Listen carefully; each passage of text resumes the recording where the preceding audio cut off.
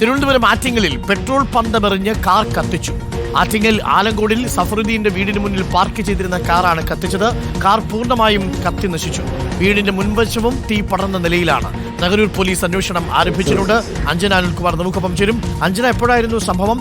CCTV ദൃശ്യങ്ങളിൽ ഭാഗികമായ ദൃശ്യങ്ങളാണ് നമ്മൾ കാണുന്നത്. എന്താണ് ഈ പ്രകോപനം? ആരാണിത് ചെയ്തതെന്ന് വ്യക്തമാണ്?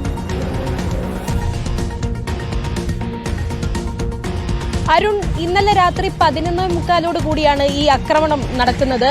പെട്രോൾ പന്തം വീടിന്റെ കോമ്പൗണ്ടിലേക്ക് എറിയുകയായിരുന്നു. കാർപോർച്ചിലുണ്ടായിരുന്ന കാർ പൂർണ്ണമായും കത്തി നശിച്ചു. വീടിന്റെ മുൻവശവും വലിയ രീതിയിൽ തീ പിടിച്ചിട്ടുണ്ട്. വീടിന് കേടുപാടുകളുണ്ട്. ആറ്റിങ്ങലിൽ ആലങ്കോടുള്ള സഫറുദ്ദീന്റെ വീട്ടിലേക്കാണ് ഇങ്ങനെ ഒരു ആക്രമണം നടത്തിയത്.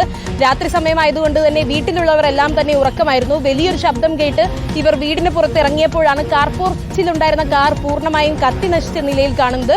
വീടിന്റെ മുൻവശത്തും തീ പിടിച്ചിരുന്നു. ഈ കാറിലെ തീ കെടുത്താൻ ശ്രമിക്കുന്നതിനിടെ ഈ വീടിന്റെ ഉടമസ്ഥനായ സഫറുദ്ദീന്റെ കാലിന് പൊള്ളലേറ്റിട്ടുണ്ട്. അയാൾ ഈ പൊള്ളലിനെ തുടർന്ന് ഇപ്പോൾ ആശുപത്രിയിൽ ചികിത്സയിലുമാണ്. ഇതിനു മുൻപും ഈ വീടിന് നേരെ സമാനമായ ആക്രമണങ്ങൾ ഉണ്ടായിട്ടുണ്ട്. അതായത് ജൂൺ മാസത്തിലും ഇതുപോലെ ഒരു ആക്രമണം ഈ വീടിന് നേരെ നടന്നിട്ടുണ്ട്. എന്തായാലും ഇതിന് പിന്നിൽ വ്യക്തിപരമായ വൈരാഗ്യമാണെന്നാണ് നമുക്ക് ഇപ്പോൾ മനസ്സിലാക്കാൻ കഴിയുന്നത്. കാർ പൂർണ്ണമായും കത്തി നശിച്ചു. പെട്രോൾ പോലൊരു ദ്രാവകം ഉപയോഗിച്ച് ഒരു വലിയ പന്തം വീടിന്റെ കോമ്പൗണ്ടിലേക്ക് എറിയുകയായിരുന്നു. കാർപോർച്ചിൽ കിടന്നിരുന്ന കാറിലേക്ക് ഇത് ആദ്യം കത്തിപ്പടർന്നു. അതിനുശേഷം വീടിന്റെ മുൻവശവും മിറ്റവും എല്ലാം കത്തി നശിച്ച നിലയിലായിരുന്നു. നമ്മൾ ഈ വാർത്ത റിപ്പോർട്ട് ചെയ്യുമ്പോൾ ഇത് ചിലർക്കുള്ളൊരു സൂചന കൂടിയാണ്. വ്യക്തിവൈരാഗ്യം ഉണ്ടെങ്കിൽ ഈ പെട്രോൾ പന്തം കത്തിച്ചെറിഞ്ഞാൽ മതി എന്നൊരു മെസ്സേജ് അല്ല നമ്മൾ കൊടുക്കാൻ ഉദ്ദേശിക്കുന്നത് എന്ന് പ്രത്യേകം നമ്മൾ പറയുന്നു. വലിയ അപകടമാണ്.